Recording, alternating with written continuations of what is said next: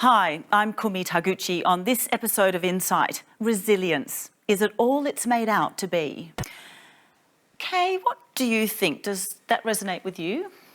It does resonate with me. I see resilience as something which does change as we mature.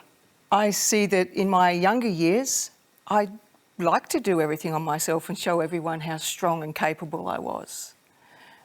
But now I see that the strength which is associated with resilience is more about showing my vulnerability, about acknowledging and expressing my feelings, the multitude of which continue to flow, and sharing that with others. Have others perceived you to be resilient? Yes, others have said I am resilient, probably because I cared for my husband who has dementia, and he is quite a mischievous fellow and needed a lot of support at home. You and your husband Richard met at a charity event 20 years ago. How would you describe him? He is, well, at that time, very, very funny, very kind, very gentle.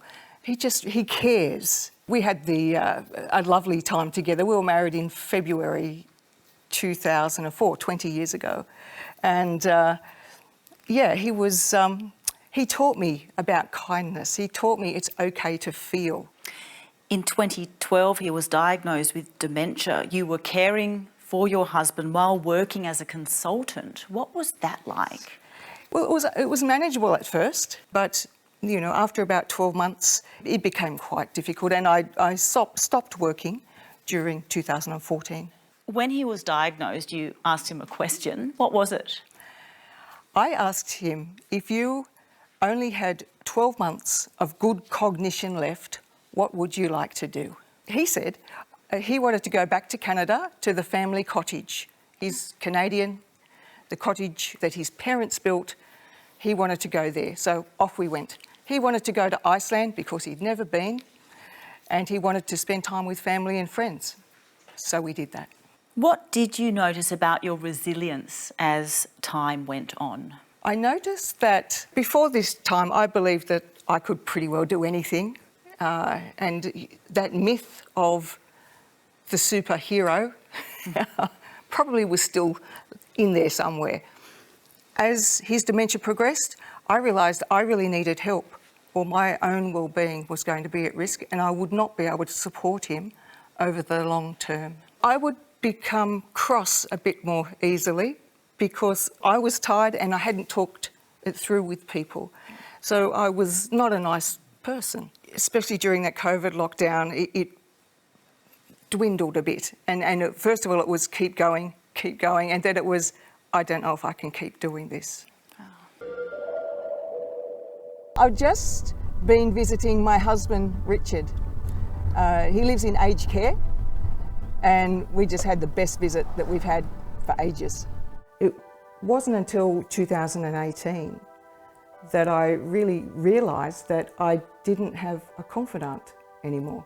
I'm usually fairly self-contained, but I was thinking, I can't stay here long term in this situation. So in order for me to be resilient, I had to look after myself.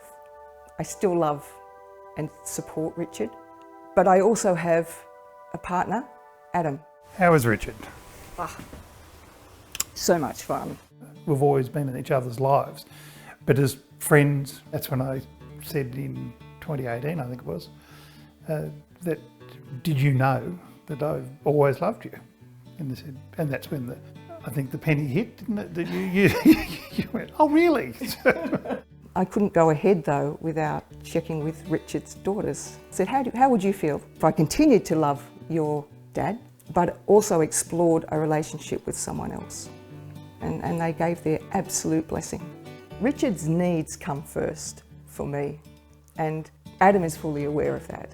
My love for Kay is I have a love for Richard as well. I suggested, how about I just come in and be the driver? Would you like a hand? Do we need to put some shoes on? It's just another way of Richard experiencing something different, and it's nice and gentle for him. It's lovely that Adam's willing to do that. Something in the way he woos me. With Adam in my life, my resilience has been greatly boosted. For one man to go, look, I love you, I know you love him, that support flowing through is incredible and rare. Kay, how resilient do you think you'd be now if Adam had not come back into your life? If we're just looking at resilience, well, it would be way less, because he is now someone I can share the joys, the sorrows, just the interesting thoughts, the boring thoughts. It's lovely to have the shared experience, and I think that is part of our human condition, is the shared experience.